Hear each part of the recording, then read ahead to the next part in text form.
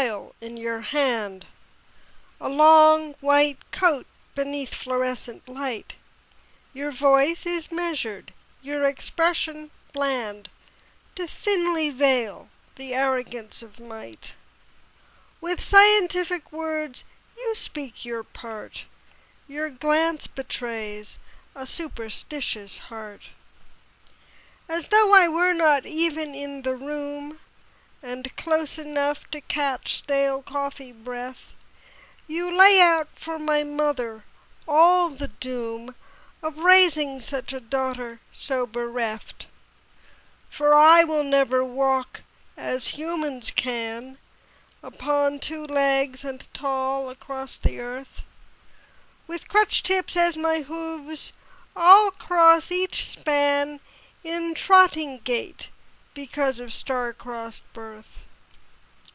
With practiced stroke and swiftly moving pen, just as you've done with other children's lives, you mark me down as something less than man, to fit me to a list that you've contrived. You circumscribe my life in dark blue ink. My flesh and mind are mapped, or so you think.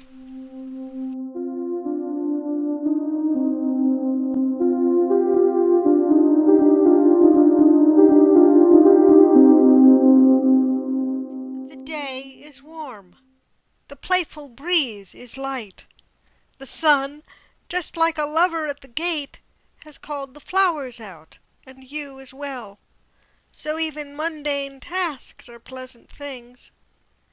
And then you see the shadow in the crowd, a monster in the corner of your eye. An insult made of flesh and bone, obscene, far worse than any word or gesture, this. Audacity in daring to exist, denying everything you've learned is true. And you are good. You've learned what elders taught, about what makes a man and makes a beast, and how to tell an adult from a child, and how to keep your own place in the world. The monster in the crowd is gone, although the shadow that it cast, it lingers still. It's lodged there in the corner of your thoughts, a seed that's far too dangerous to sprout. But you are good. Accept this as a test.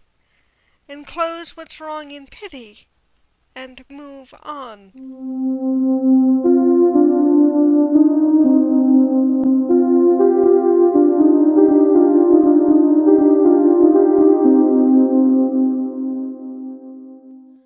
Protected from the mainstream's quickened pace, we're gathered here like flotsam in the weeds, united just by coming to this place, the campus registry for special needs, as different from each other as from those who tell us where to sign and where to go.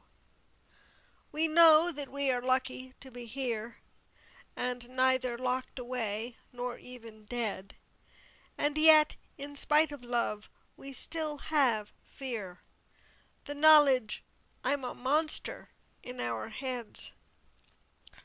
We're sorted out like coins in some machine, been measured, counted, valued all our lives. We've felt the stares of pity, cold and keen, and yet the pity rises in our eyes. For we as well have learned what elders taught, on how to know an adult from a child. So our identities are fragile, caught between what's in our dreams and what's been filed. We wait together in this quiet hall. We glance, but do we see the truth at all?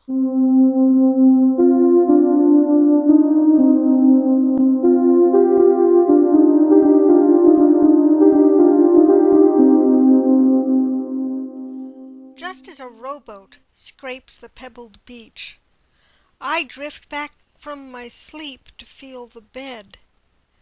Receding like the tide just out of reach, the dream slips half remembered from my head. A nightly riddle posed, always the same. It asks me who I am, beyond my name. The question's asked again out in the crowd, reflected in a stranger's troubled glance, as though I were an insult spat out loud, or warning 'gainst the fickle whims of chance.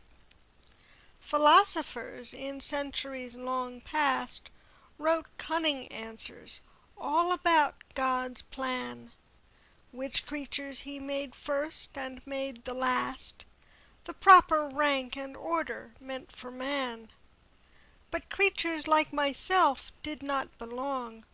We were the curly brackets of their set, to illustrate by living all that's wrong, so people learn God's truth and not forget. A doctrine set in stone, or so it seems. It cracks a little, nightly, in my dreams.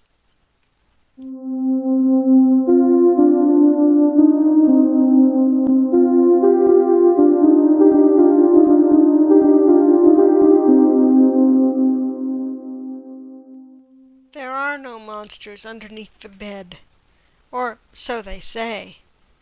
They say there never were.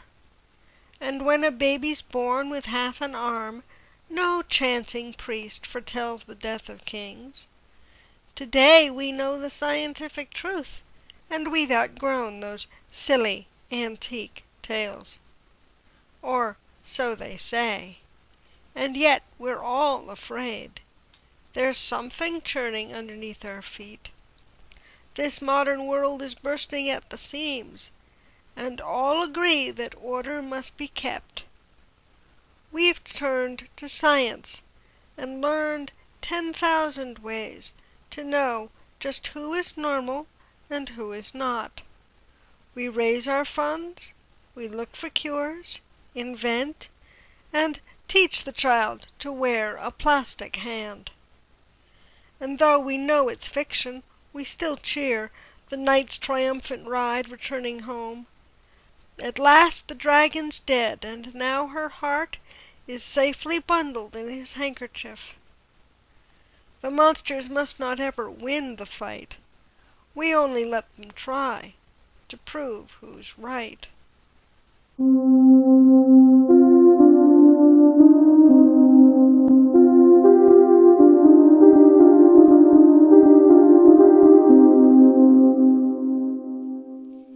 In looking down upon my naked self, my lap, my scars, my hands and crooked feet, my postures slant, my elbows inner bend, I sometimes wonder what it means to see. This looking at myself from where I am is not at all like looking at a stone. The words that echo through my memory, from all the languages I've heard or seen, like forest leaves that shift in every wind, their shadows hide, disguise the things I see. It's through this tangled forest I must go, to find my truth and know just what I am. There is one word, it catches like a thorn, and though it stings, I trace its twisted growth. I find a path, and there I find the root. That monster once meant creature born deformed. Something like me, a warning from the gods. One shadow pierced. This light can answer fear. And here's the fruit. It's heavy, rich with seed. I'll plant one for myself and start anew.